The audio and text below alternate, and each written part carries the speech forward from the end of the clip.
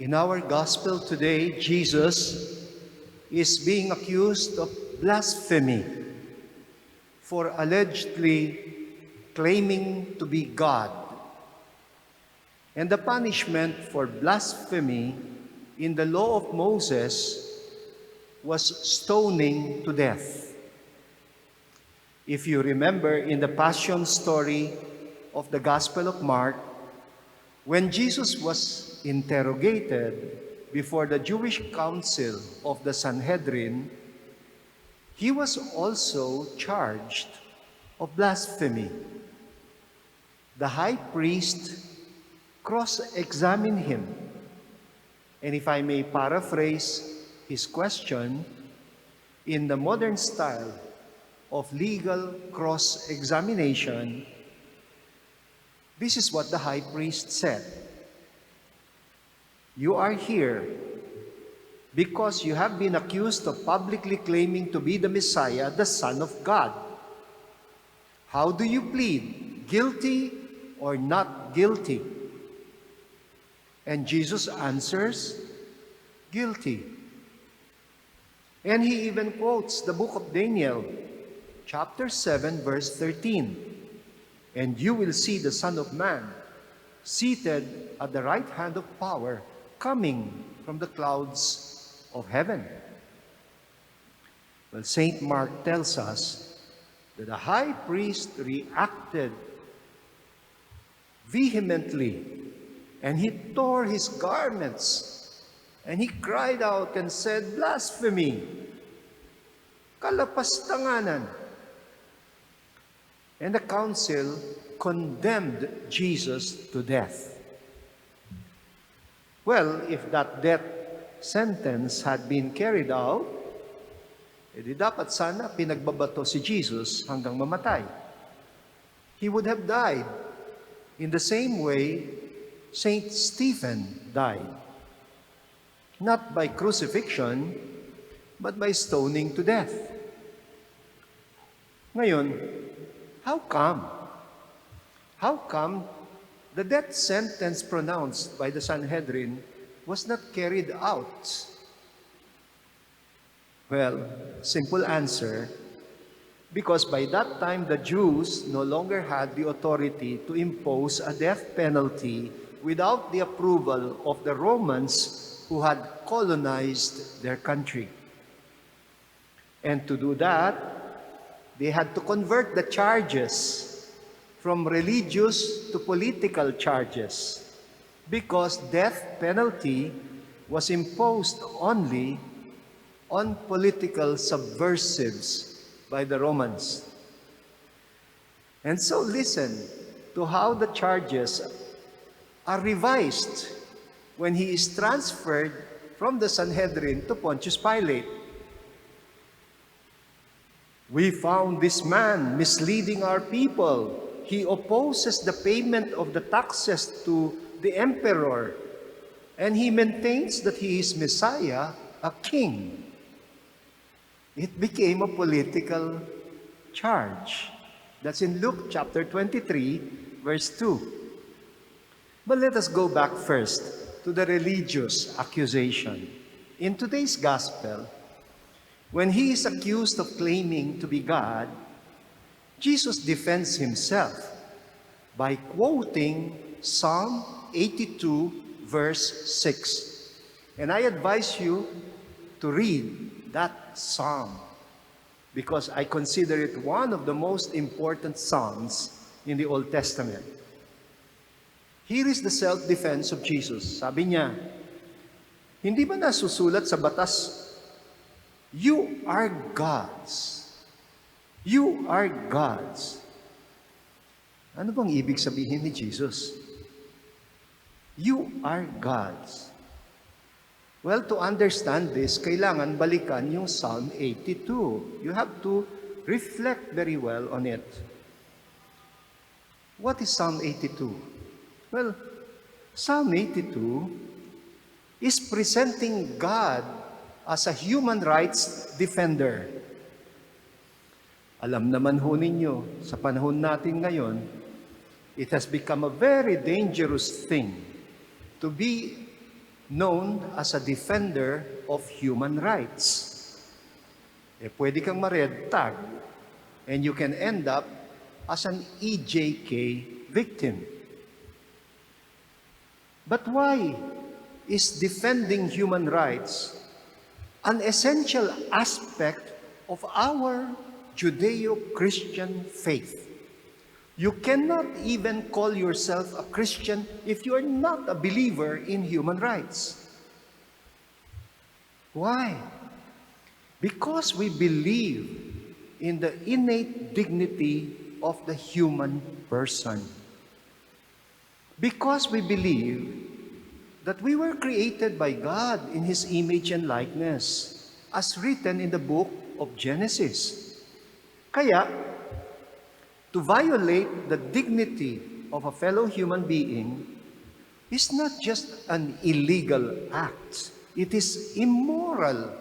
It is unjust and ungodly. It is a mortal sin. In fact, Christianity pushes the Jewish idea of image of God even further. We are not just called to be like God.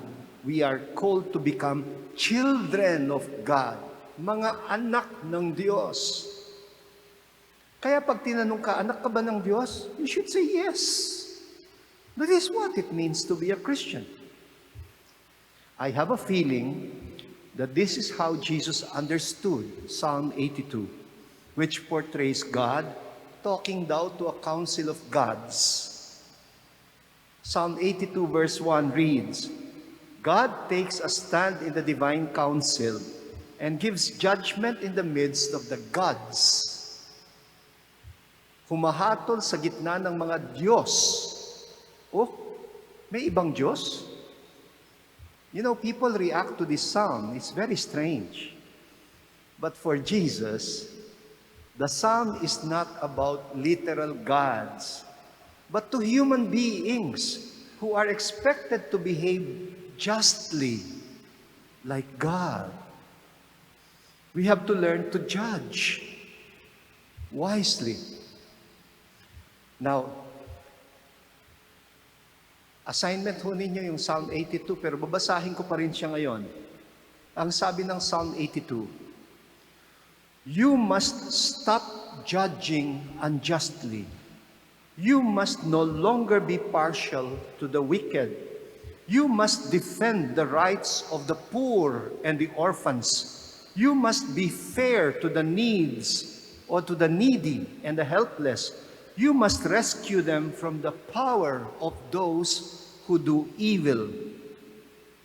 He's talking about human beings, about human judges, and lamenting their unjust ways. Kaya may verdict pa eh. He pronounces the verdict. He says, but you have failed to do so. Instead, you have become so ignorant, so stupid. You have become completely corrupt, and you have made justice disappear from the world. Although, eto na, although you are gods, that's the part that Jesus quoted. Although you are gods and children of the Most High, you will die like an immortal, and your life will come to an end like that of any worldly ruler. And so, we go back to the gospel.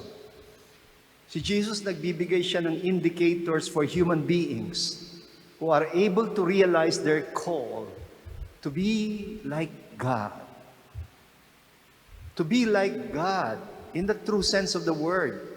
Kasi yun din naman ang ginawang temptation ni Satan eh. Oh, you'll be like God in the wrong sense of the word. He refers to them as those who do the works of the Father, those who live out the Word of God. Palagay ko, maraming beses nyo nang narinig sa akin sa mga homilies ko that the most ungodly people in this world are not those without religion, but those who are without love. Ang mga tunay na walang Diyos dito sa mundo ay hindi yung walang relihiyon, kundi yung walang pag-ibig. Remember, sabi ni St. John, God is love, and love is eternal. Kaya, if we want to be like God, if we want to grow in the dignity of the children of God, the only indicator that we're growing is if we're growing in love, if we are growing in the love that has been revealed to us in Jesus Christ on the cross. Siyempre, you will ask, how do you do that? How do I know that I'm growing in love? Oh, I'll just recommend that you review 1 Corinthians 13 all over again. Ang tawag ko diyan, the checklist. The checklist. I know you know that passage to be about love. But following the logic of St. John, if God is love, pwede mong palitan yung love. You can change the word love with God. And so, we can reread 1 Corinthians 13 and say, God is patient. God is kind. God is not jealous. He is not arrogant or inflated or rude.